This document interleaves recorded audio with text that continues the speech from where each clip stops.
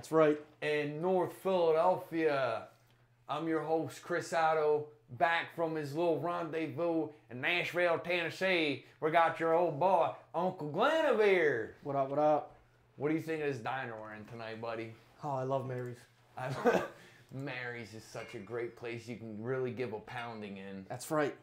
But we won't... There's beer, waffles, and lattes. Bullet bourbon, in case you guys can't see it, we do have Bullet bourbon on tap. It's no Jack Daniels, but it'll make do from Louisville, Kentucky. Yeah, I want to make a little comment about last week's show. I tuned in. Bourbon can only come from Kentucky. There is no Tennessee bourbon. Tennessee whiskey. Tennessee whiskey. Bourbon can only come from Kentucky, and apparently like the water has to come from some small river in Kentucky in order for it to be labeled bourbon. I learned all this on my Jack Daniels tour. Nice. But we won't bore these folks here at home with some random banter. Let's jump right into it. We'll start with last night's game. The Atlanta Falcons dismantling the New York Football Giants. But did they really dismantle them? It was kind of a snoozer. No, it was a snoozer. It was a business as usual kind of game. I mean, both teams aren't so hot this year, but... I think we talked about it already. I think Julio is the worst great wide receiver that has ever played football. That's very possible. How is he that good and not that good? He could put up 225 yards and it would look like he had like 2 catches. You'd look at the stat line and go, what? I didn't even see him. You know what I think it is? And you don't score. I think it's effort, 1, but 2, I think when he makes a catch, any catch he normally makes is usually a big catch, right? Usually, yeah. He's not. So I mean, I guess he has the ability for running after the catch, but you don't see it too much. I mean, for the most part, he's averaging maybe 7 catches a game. I don't even know what he has. I don't even know what his stats look like for the year. So if we want to dig into let's look at his stats so far for the year.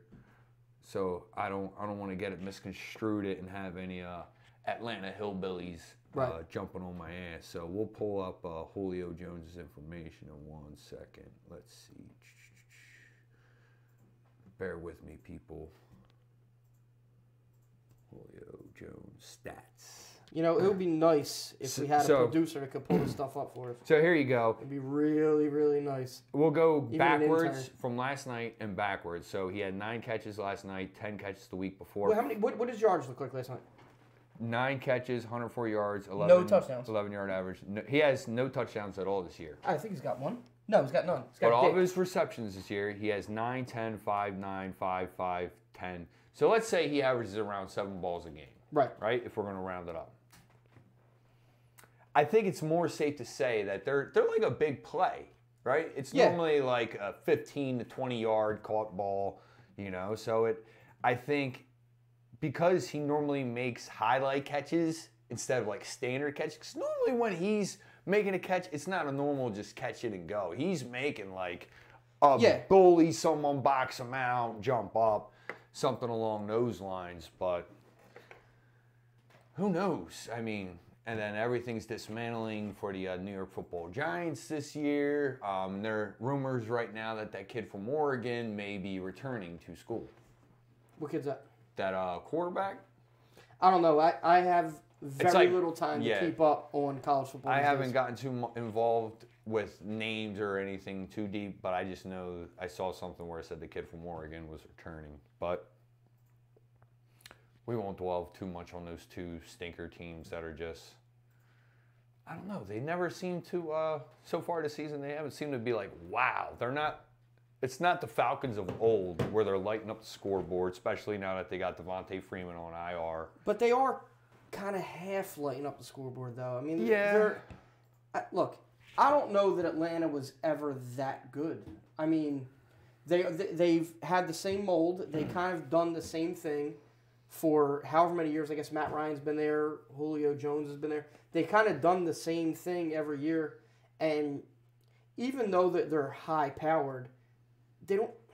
I guess maybe they strike fear in some people. Do you think it's overall? But they're so easily shut down. To be a great offense, I think they get shut off way too often.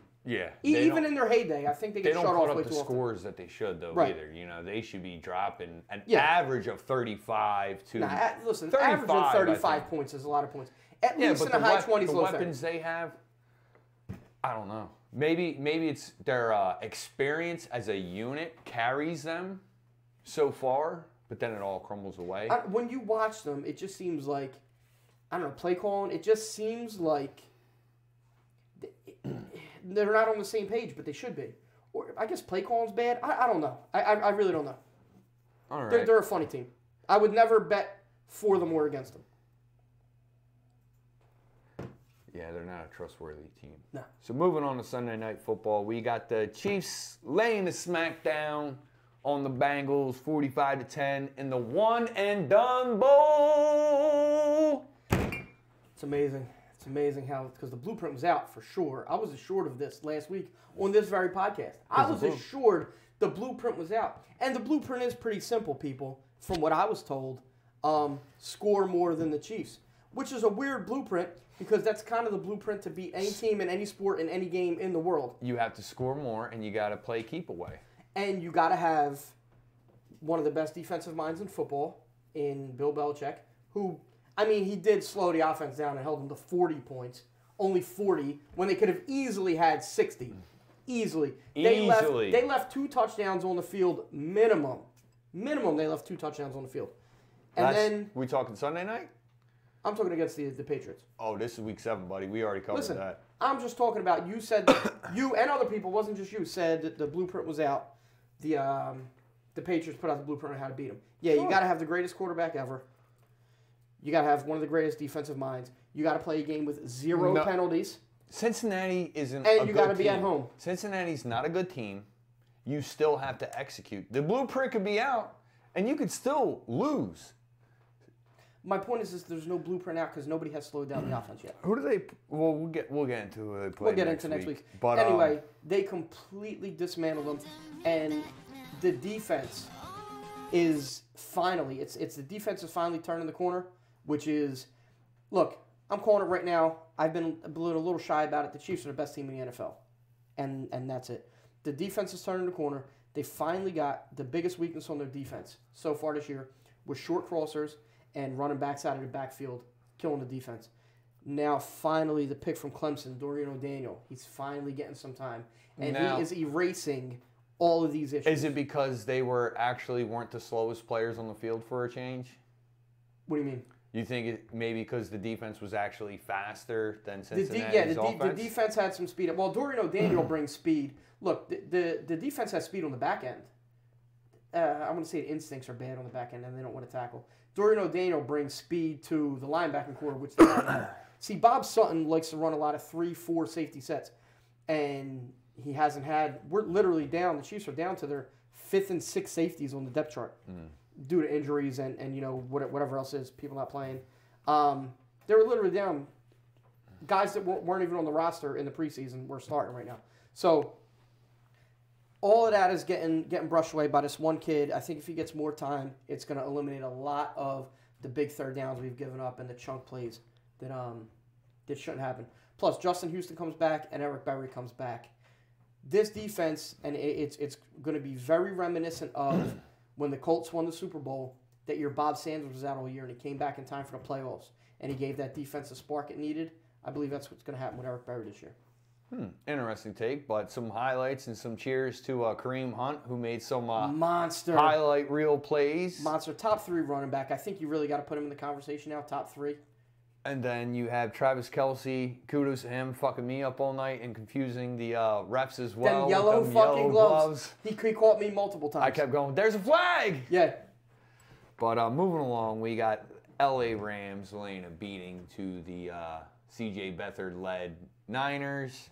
Yeah, they 39-10. They flexed that game out of the primetime spot, actually, because they were feared it was going to be a blowout. We were spared. We got spared a blowout for another blowout.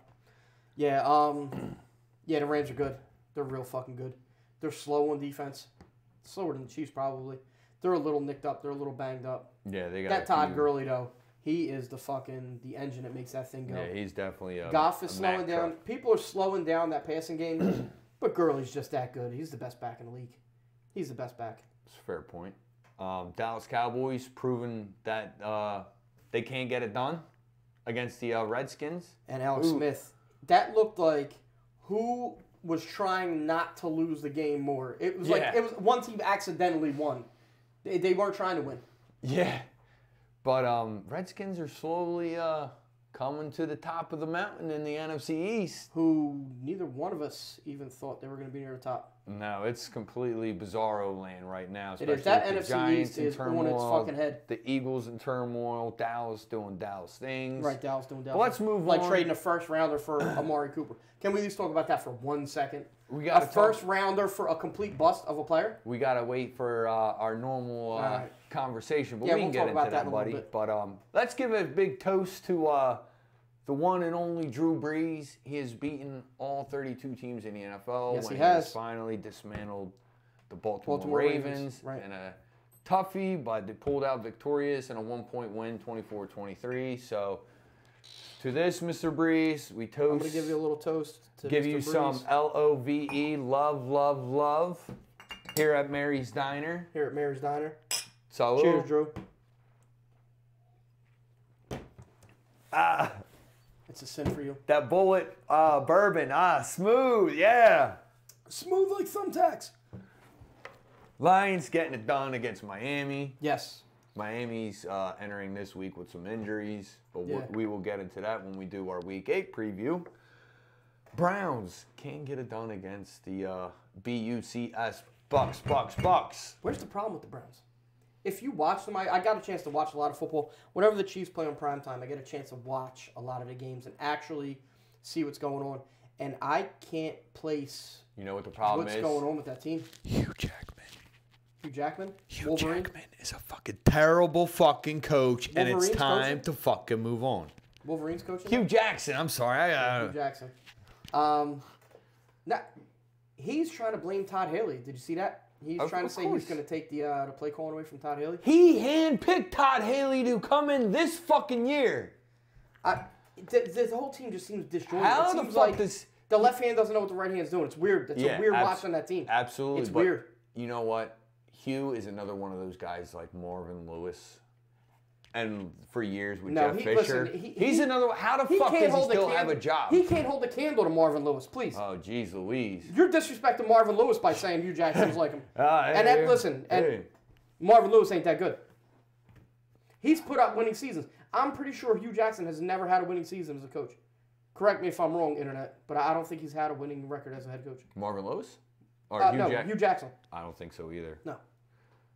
But moving right along, Indianapolis Colts led a beatdown of the Buffalo Bills. Boy, I love losing Super Bowls.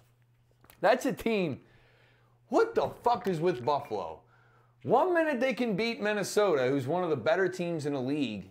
Who gets Everson Griffin back this week. And then the next games later, they're getting cooked by one of the worst teams in the NFL. That is, in the people that I talk to that know a lot more about football than I do, that is a player effort issue. It's not a coaching issue. That's a player effort. And they're not buying in entirely.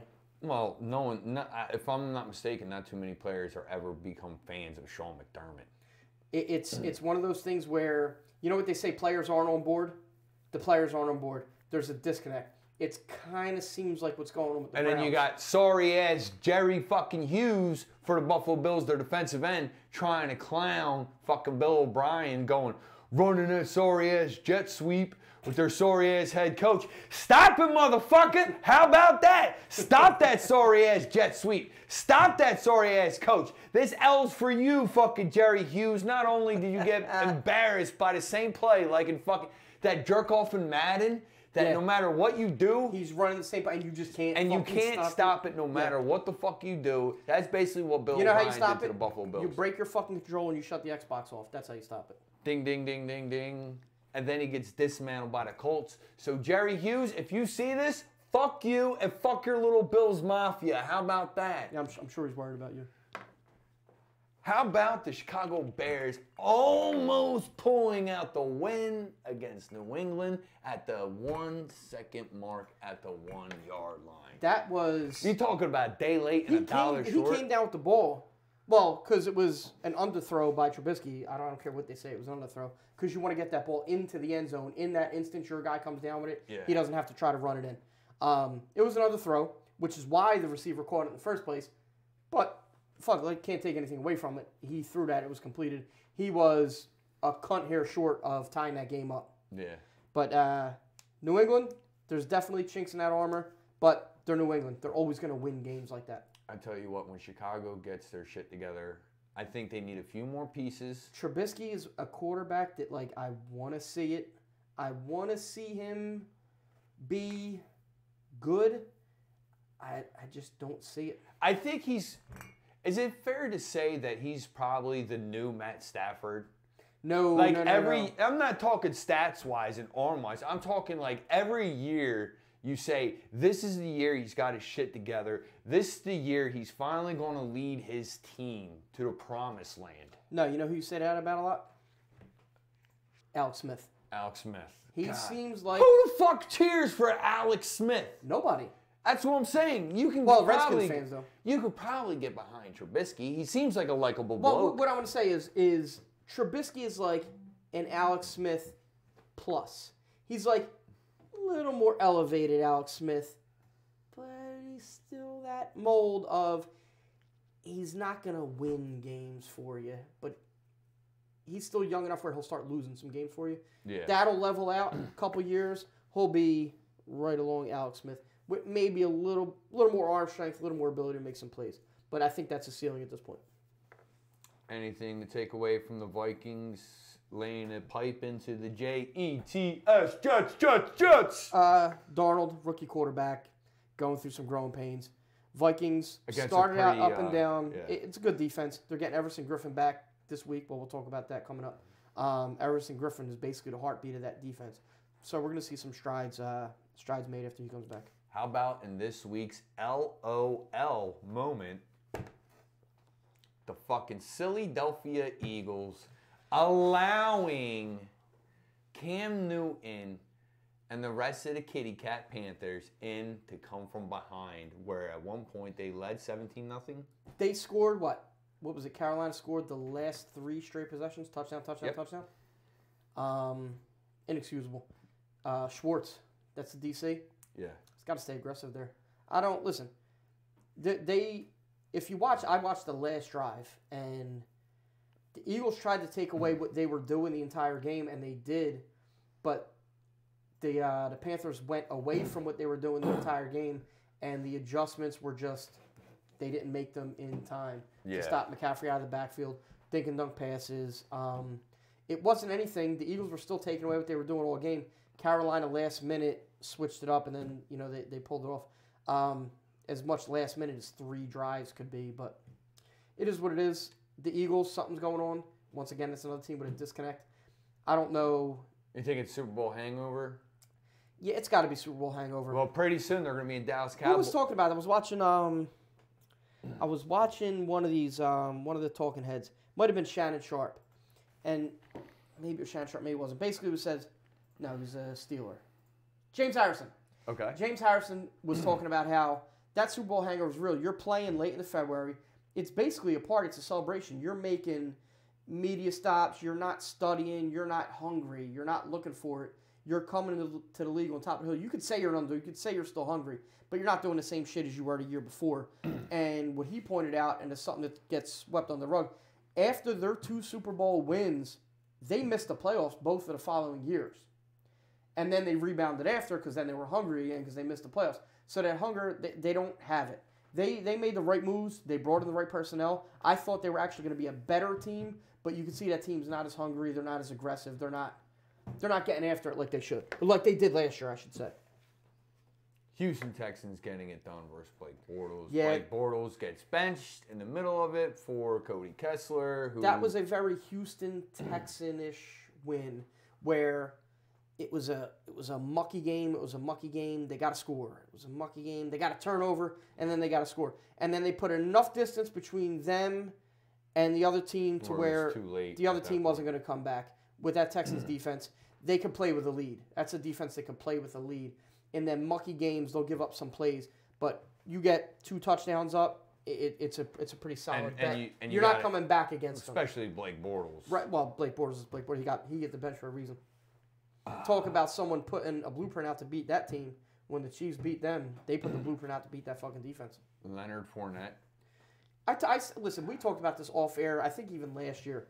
Them big backs like that get them lower body, them foot, them ankles, them Achilleses. They never come back. Leonard Fournette will never play a full season. Same thing with Deontay Foreman. Well, I was more so just trying to acknowledge that maybe that's a big key on why they're not doing too good. Is that the reason why the defense is blowing? That's true. Jamal Charles, they already kicked. Jamal Charles has been done. If they were smart, they would have signed Charkandrick West. I tweeted them. I told them fucking sign him. Didn't listen to me. Well, you heard it here on the I do it in Madden. podcast. I do it in Madden. It fucking works. Charkandrick West. Go get him, Jacksonville. Not Carlos fucking Hyde. Listen, I don't even know where our waitress is at in this fucking diner. This is crazy. Hey, Laverne, where the fuck are you? No tip for you tonight, sweet tits. Tip of this day. Hey! So, what else we got? Chargers in London handling business against the Titans. I wouldn't say handled business. They eked out they the win. got the job done. They eked out the win. Kudos to them coming from the West Coast to go to fucking London. Whew, that's tough fucking traveling. It's a good team. The jury's out on them. They haven't beaten any. This is the best team they've beaten so far, and we've talked about this Titans being an up and down team. How bad is Marcus Mariota? I'm slowly falling to your side of this coin. He's not a good quarterback. You hear that sound? That's the sound of old daddy's lap if you want to ride. Saddle up, I'm coming around to it. I think, in my book, he's at least got 1 year with this offense. If he's still looking like this next year, if this coaching staff still in place, pull the plug. If he's still looking, it's the project's over. Time to move I think this is Derrick Henry's final year, I want to say, or is it next year? I don't know. It's your division. I'm a little not as keen on that. I forget that there are teams sometimes because they're that bad. Yeah, it happens. Can't relate. My team's on a 4-game winning streak. Can't relate. Started 0-2, won 4 straight, 4-2. 0-3. 0-3, 4-3 right now. Sitting the top of the division. Or they tied the for number one stunners. What? Get that dirty. We'll get into that. I don't know about bouncing around 500. I don't know anything about that. Denver Broncos fucking up.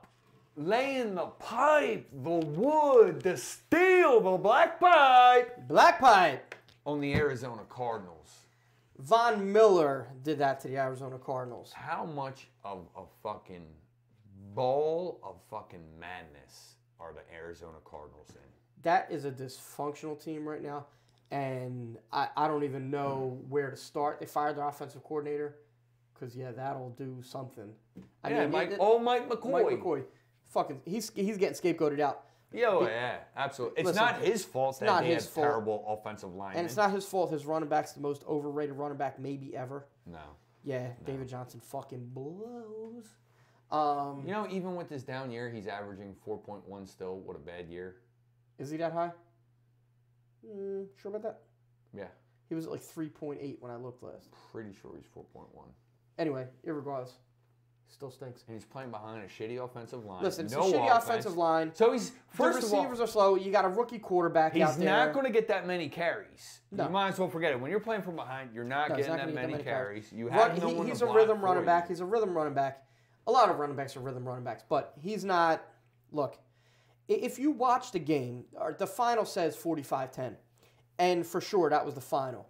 But the Broncos' offense didn't look that good. No. They didn't look that good. Their defense set them up for that win. Oh, absolutely. Two pick sixes. In fact, it looked like the Super Bowl they won, where they single-handedly fucking won that runner for Peyton. Right. Against Denver. It was that kind of Carolina. game. That defense, Von Miller's he's a Hall of Famer as far as I'm concerned. He was everywhere. He was doing everything on defense, forcing turnovers, stopping plays, harassing Rosen all night. Can we take a quick break real quick? Yeah, take a break.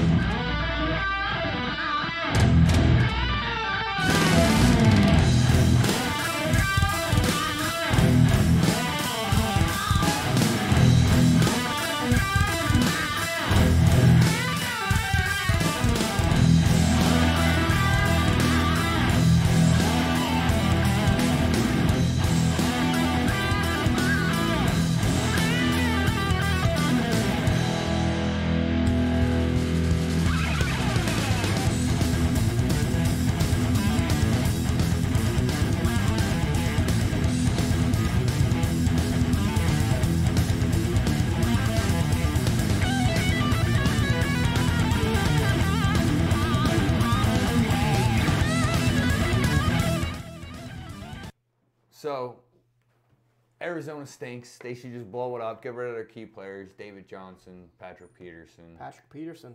That's the man of the hour. It's the man of the hour. He publicly announced that he wants out of Arizona. So, from what I read, a report from a very trusty insider who has a lot of inside information that a lot of people trust, there's 2 teams in the running for Patrick Peterson with a third tailing behind. Kansas City, Philadelphia, with Pittsburgh coming up the rear. Apparently, Pittsburgh made the weakest offer out of the 2, but apparently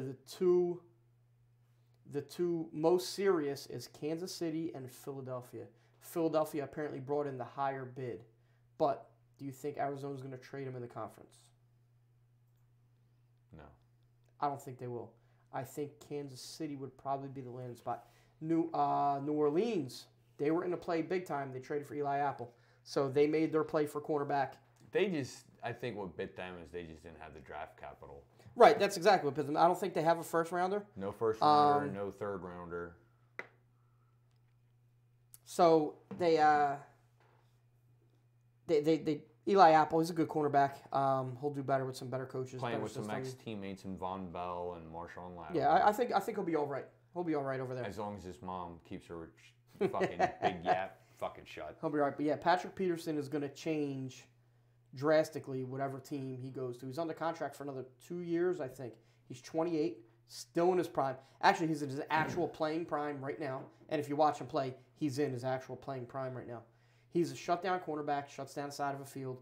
He's changing whoever lands him, if anyone lands him. Well, if we're talking trading Patrick Peterson now, because the Arizona Cardinals are, of course, they're going to deny that he's up for trade. Oh, 100%.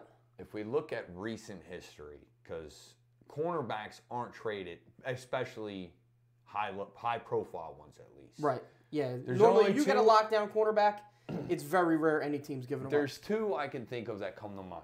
One is Marcus Peters, formerly of the Kansas City Chiefs. He was moved for, I believe, a 2018 4th-round pick and a 2019 2nd-round pick? Or did reverse I reverse the years? Reversed it, yeah. So 2018 2nd-round pick and a 2019 4th-round pick. Right.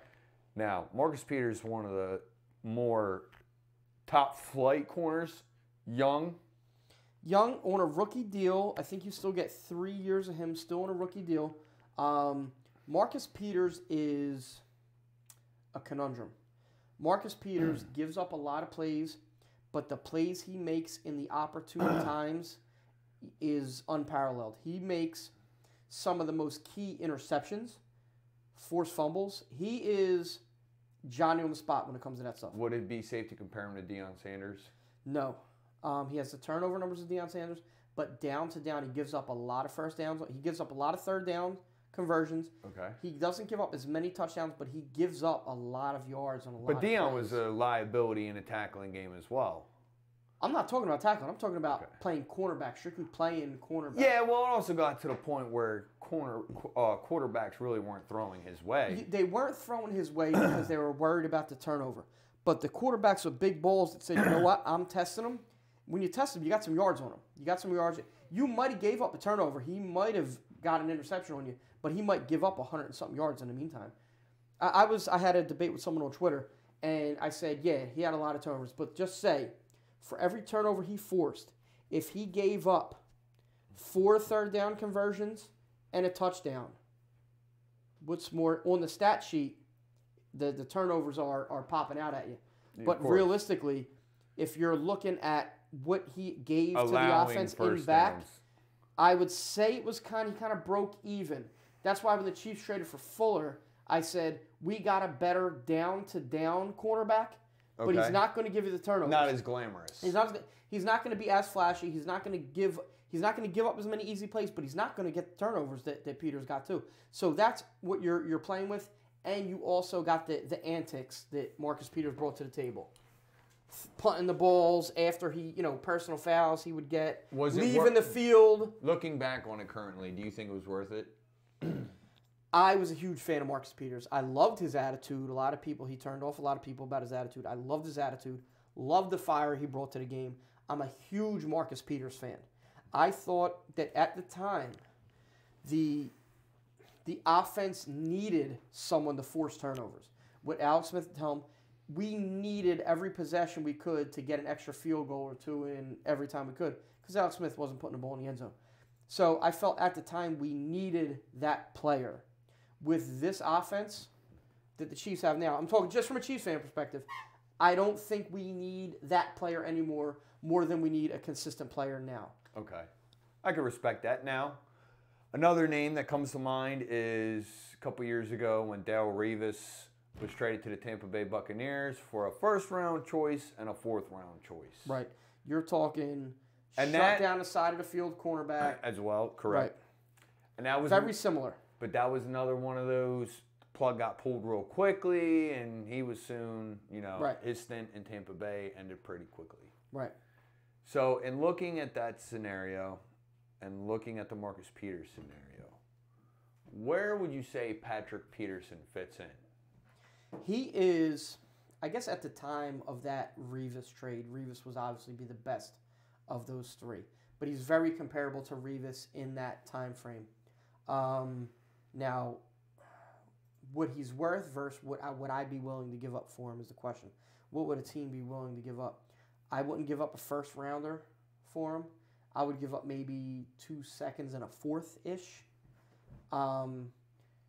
Just as far as, listen, he's a primetime quarterback in the running for best quarterback in the league.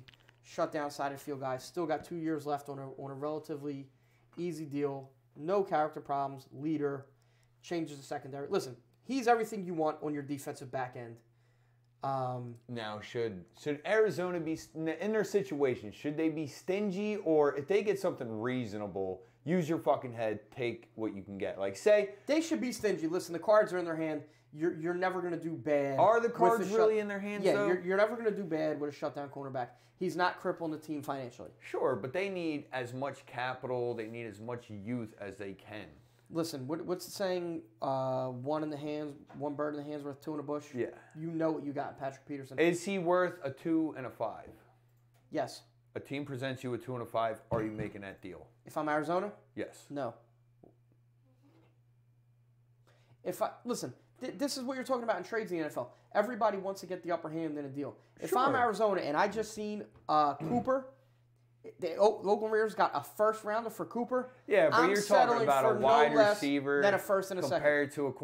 to you can't look at Amari Cooper, a wide receiver, on a rookie deal and compare that to Patrick Peterson. I just gave you 2 names. Those are the only 2 names you can compare to. You can't compare Amari Cooper in a first round. All I'm saying is if I'm the Cardinals, I'm not budging unless a first round's coming my way. Maybe 2 seconds and a fourth. Maybe I go on that. So you think, say you pretend you're Arizona's GM, right? Right. Do you think you're going to get as much as, say, the New York Jets did trading Darrelle Revis? A first and a 4. You want that. If I'm Arizona, I want that. I feel like a bad team will do that. Yeah, of course a bad team's going to do that. A bad team will do that, or... Right. Like the Cowboys gave up the first round. I could see New England doing that.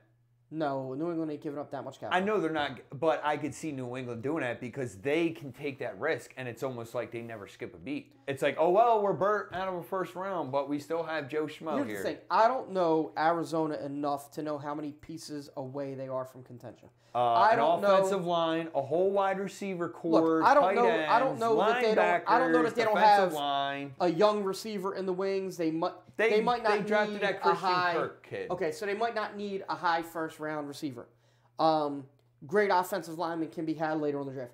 I don't know. Their defense, as far as I'm concerned, is okay, but minus Patrick Peterson, is their defense okay? Larry Fitzgerald, they need to get him off the books. They need to get him off the books. Listen, they're in money problem. They need to get rid of the money that they got tied up in the offense. I think, realistically, they could be in contention if they added in 2 seconds and a third or a fourth. I think if I'm Arizona and I know he's going to walk in free agency, I'm not going to franchise tag him. I'm not going to put all that money into him.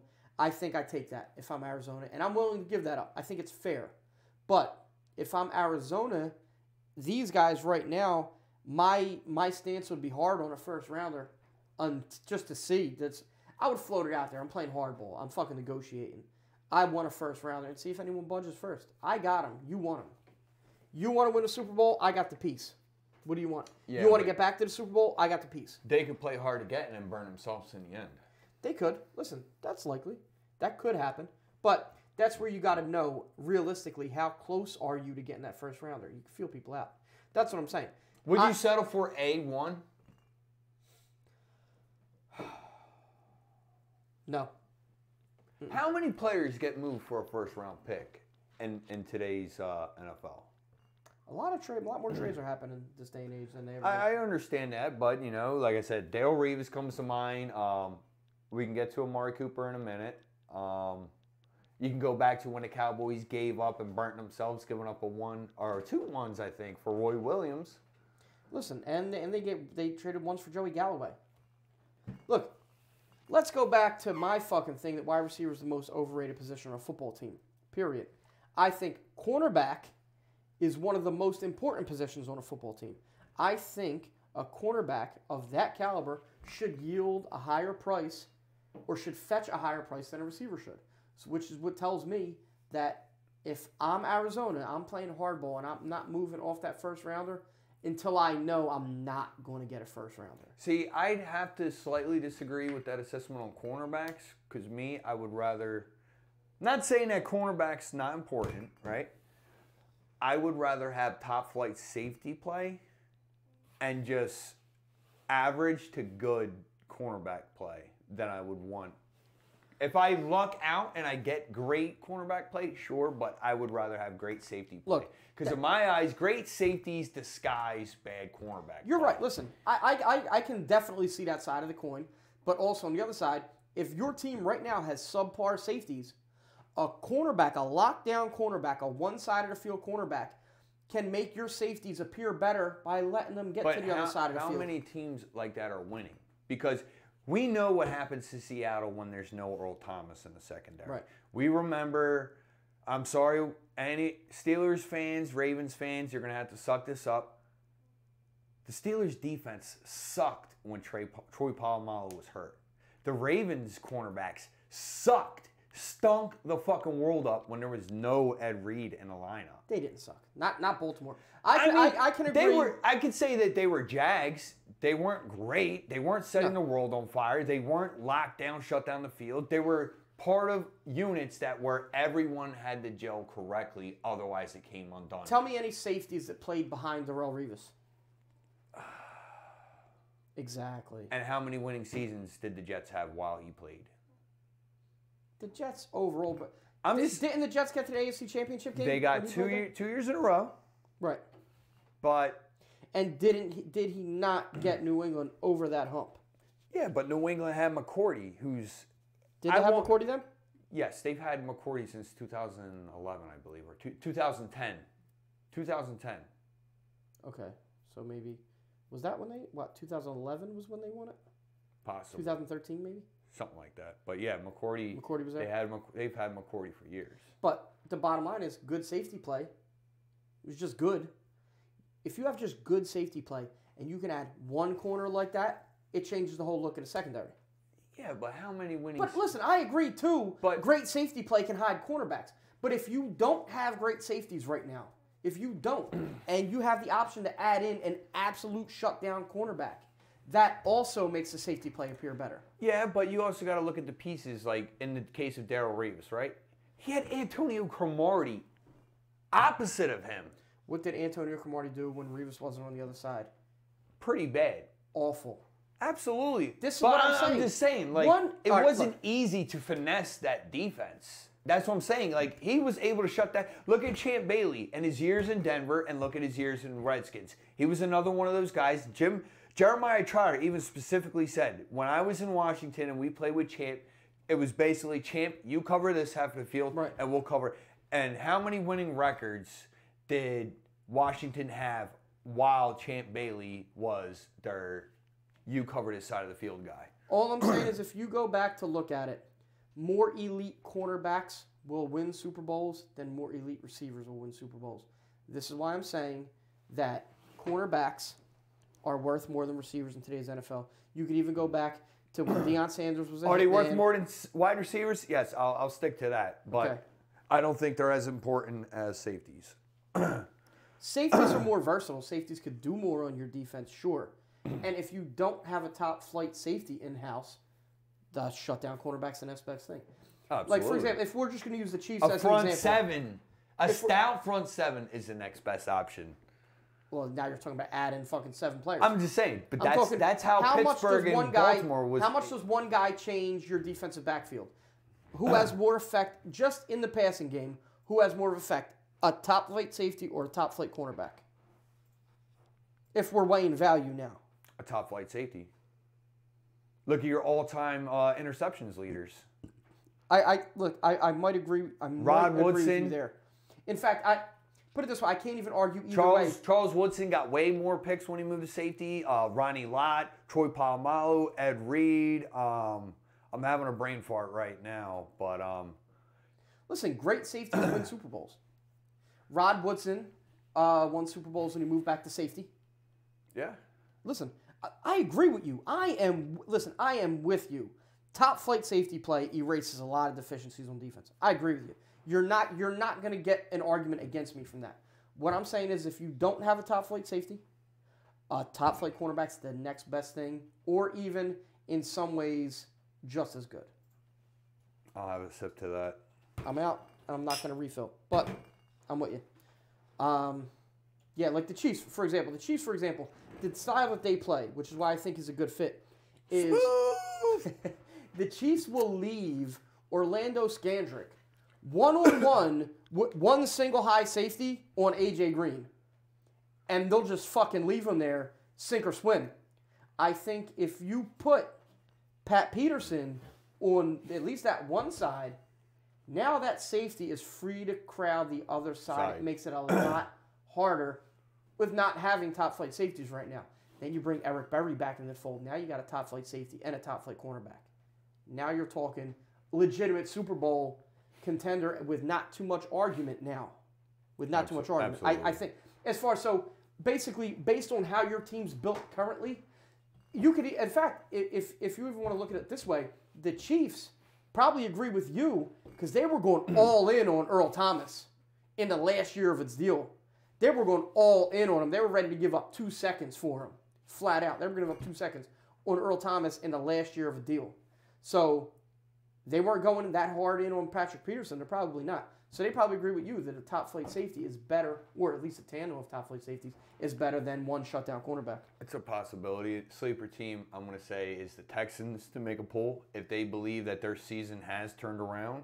Right. With the injuries and the lack of depth, I think Patrick Peterson, I think he adds just as much to the Texans as he would Kansas City. You bring him back with ex-teammate Tyrann Mathieu. Right, Tyrann Mathieu. Right. They got chemistry, yeah.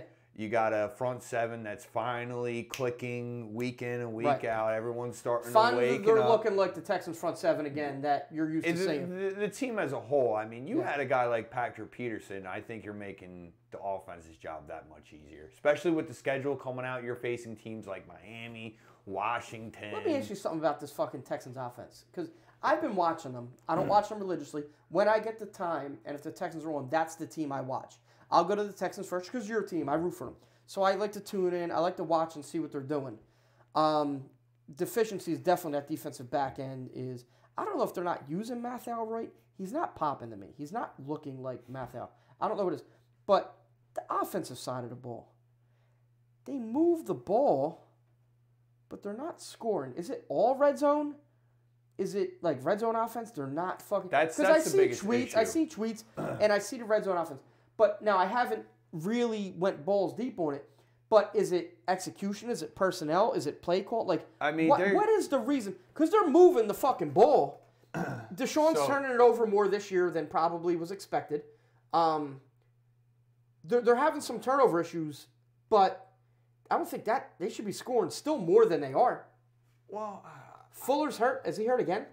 I don't think so. I think he's... Coutie's hurt. Coutie's got that hamstring again. Coutie, I tell you what, the offense is night and day when he's not in the offense. But it's just, right now, there's just a lot of inconsistent running back play. Which, inconsistent offensive line. Back to when we were talking about trades last week, 3 names that come to mind: Le'Veon Bell, LaShawn McCoy, David Johnson. You got the draft capital. Because currently in a situation, did Lamar Miller rush for 100 yards short against a stout Jags defense? And I'm saying that here at Mary's Diner with quoting marks. Sure. But overall, what has Lamar Miller done in Houston that says, I'm here to help you guys get over the edge, which is what everyone thought he would be when he arrived. He's a good enough back if Watson and the receiving core is playing to their potential, he's a good enough back to exploit defenses. Sure, but you still got issues somewhat with the offensive line, but you also got listen, the offensive line is shaky. I don't care what anybody says. I think Deshaun is dealing with some mental issues with his ACL. Right. And I think he's also banged up. He suffered a chest injury. I seen that. He had to take a bus to the last game? Yeah, 2 or 3 weeks ago, he took a nice shot, so his chest is hurting. Right. He's definitely taking some hits. That line is putrid. That line is awful. That line is bad. And Deshaun Watson is an elusive quarterback, and he's good in the pocket. He can move around back there and avoid a sack before he runs. There's something, and the offensive line is so hit or miss. They've gotten better the last 2 weeks, but I think what needs to happen is Bill O'Brien needs to start adjusting his playbook more to Deshaun instead of Deshaun to the playbook. To the playbook, right. So basically we're saying it's basically how Andy Reid's tailoring the Chiefs offense to Mahomes. Yeah, rather than trying to shoehorn That's why Doug Peterson found success with Carson Wentz. Because what they're doing is they're tailoring the playbook to the player while at the same time slowly bringing them into the full real offense. Slowly bringing them into the real offense while playing to their strengths, doing it the right way. So what you're saying is what Bill O'Brien got away from last year he did. Last year, Bill O'Brien, he basically tailored the offense to Deshaun Watson, and they went off. Well, so what you're saying is this year he said, okay, we got a full off season, we got enough time, you're going to run my offense now? Is that what you're saying is kind of happening? That's what it seems like. But one of the reasons why they had success this past week was they were taking rookie tight end Jordan Akins, who's been a primary pass-catching tight end all year. They've been lining him in as a fullback. So Jacksonville, though, has tape on them, and they're just expecting a pass catcher. Right. And they're not expecting a run blocker. So right. Different defense adjustments and all that good stuff. They really don't know how to handle it. So are they going to be able to continue this success? I don't know. Will Fuller's been a ghost. Did he have a catch or two on Sunday? Absolutely. I've been telling you, you've been telling me about Will Fuller's health. He's this, he's that. As far as I'm concerned, Will Fuller is John Ross. Possibly. I mean, he's been a ghost. He's been a ghost. I don't know what it is. I mean, even then, say he is a ghost, right? The problem is you can't just stare down DeAndre Hopkins. So I'm thinking Deshaun is having a tough time reading a field. Right. I think that's the problem. It seems he locks on his first read. Yep. And I think when your first read is Hopkins, it's good enough most of the time. But sometimes he's going to get bracketed. He's going to get doubled. Sometimes you got to go away from him. And that's the he's problem. Not scanning the field. You learn tendencies of these young quarterbacks, and that's really when it starts to come to the light when you take away these guys. Because defensive coordinators in this league are smart. They know when you give a quarterback a certain look, generally he's comfortable going to a certain area of the field, a certain check or something like that. So they start bluffing you into throwing where they know you like to go. And I guess that's what's happening with him. Which should be I think Bill O'Brien sucks as a coach. I think he's an awful coach. I think he's terrible. I don't care what anyone tells me. You can't prove me wrong that he's a terrible coach. But he should be able to get some offense with at least with fucking DeAndre Hopkins, one speed guy, any fucking speed guy in the universe. DeAndre Hopkins, one speed guy, and Watson. He should be able to get enough points to win games with that defense. It is, but like we said, what is it? Is it play calling? Is it offensive line play? It's got to fall in play calling or coaching. Is it confidence from Deshaun? I think confidence was sky high with Deshaun, at least coming into the year. Well, he can't scan the field right now. So what's? Yeah, but that's not a right now thing. That's not a right now. I think what it could be is there's too much on his plate right now. I think he gave him everything, and he's not able to fully decipher every read on the field. Maybe he's not having enough time. Maybe he doesn't have trust in the offensive line. It could be something like that, too. I think they need to continue what they did this past week and just run the ball. Run the ball, run the ball, run the ball, run the ball. Young quarterback's best friend is a good running game. And a good tight end. That's what they don't have right now. That's why I said Texans front office people for listening. Shaden McCoy, David Johnson, Le'Veon Bell, Karen Deaver. Anyone that's ever seen Artie Line Beer League, salute, because you get that. But we won't keep up the chit-chat any longer. Let's jump into our Week 8 predictions, brother. So if our lovely producer could bring up the schedule, we are starting with Thursday football. Brock Osweiler making his long-awaited return to NRG Field in Houston, Texas. With no Kenny Stills, no Albert fucking Wilson. That sucks, Albert Wilson getting hurt like that. I love Albert Wilson. Houston. Going with Houston. I got to keep the rhythm going, but I'll throw some logic behind it. Don't take Miami. Texans stink on fucking prime time. Don't take Miami. Listen, the Texans stink on fucking prime time. It's at home, right? On a Thursday night game? The Texans stink on fucking prime time. Let me give you a stat. I'm going to give you a stat. Stat this dick! They fucking stink on fucking prime time. Let me give you a stat. The road team on a short week on Thursday night games, the road team loses 1,000 out of 1,001 games. That's a true stat. You can look it up if you don't believe it. Except for when it's the Texans. Philadelphia going to London for a spot of tea against the Jacksonville Jaguars, and two teams that are battling to get their seasons back on track. So this is a tough game. This game, right? This is going to be my game of the week. Why? Because this is the game for both teams right now that's going to make or break their seasons. Whoever wins this is going up. Whoever loses is going to continue the downward trend. Choose your destiny. Man, I'm going to pick Philadelphia only because, and I don't have confidence in Philadelphia win this game. This has gone to my head because Blake Bortles stinks. I like that logic. I am as well going with the Philadelphia Eagles over the London Jaguars, only because there's too much drama going on with Jacksonville. Yeah, there's shit's hitting the fan in that locker room. I mean, they need to make a move for a quarterback at this point. Which is crazy. They just gave him that deal. So, you tell me. New York Football Jets taking on the monsters of fucking Midway. Chicago. And I don't think it's a particularly close game. I'm going to go with Chicago as well, just because I think their defense has too much experience. Defense is going to rattle Darnold to death. Exactly. Stole the words out of my mouth. Tampa Bay Buccaneers taking on the Cincinnati Bengals. Cincinnati's going to get it back on track. I don't like Tampa Bay. I'm going to go with Tampa Bay. Yeah. Only because I think this is the point after that game against Kansas City. Cincinnati is fully. So you're saying that's where? So you're saying they're fully exposed. The book's finally out. They're gonna bangle this. No, the book's been out. No, that's what I'm saying. When they finally, like you said, they showed the true colors. That's it. It's out. They're back into their normal. Right. We're the Bengals. We're the Bengals. Right. Marvin Lewis. Blah blah blah blah blah. We'll get into the wild card. We'll sign Marvin Lewis to a 10-year extension. Right. And we'll still suck. Seattle traveling to Detroit, Rock City.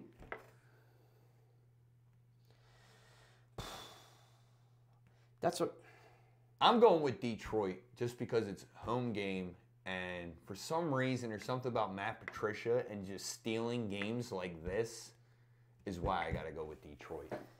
Oh man, see this is so tough. See, Matt Patricia is now going to be the head coach of a team that is either borderline in the playoffs or borderline out, but they always fuck up someone's season and knocks them out.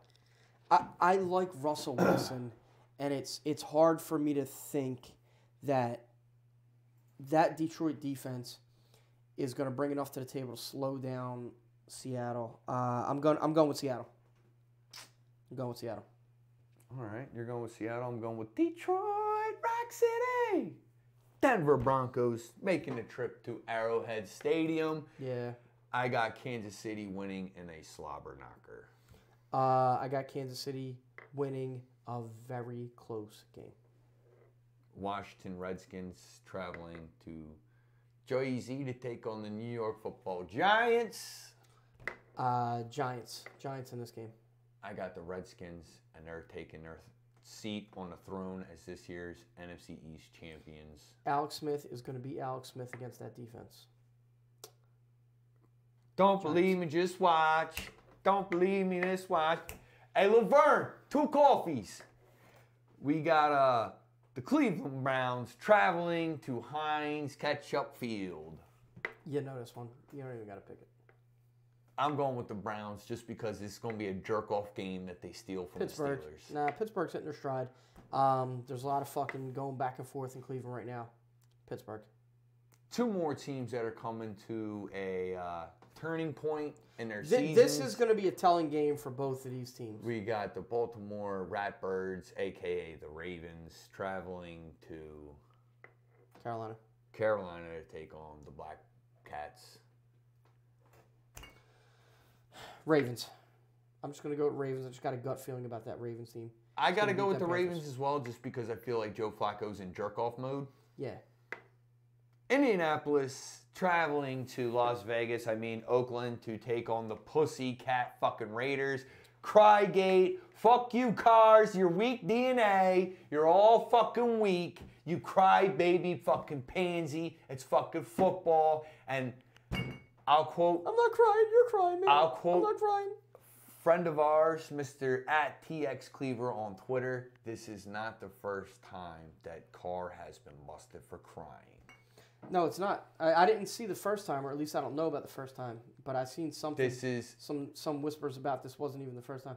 Did you hear or read the report? He's losing. Apparently, the team looks down on him because he's fucking crying. Yeah, because he's a fucking pansy. But here at Mary's, all pansies are welcome.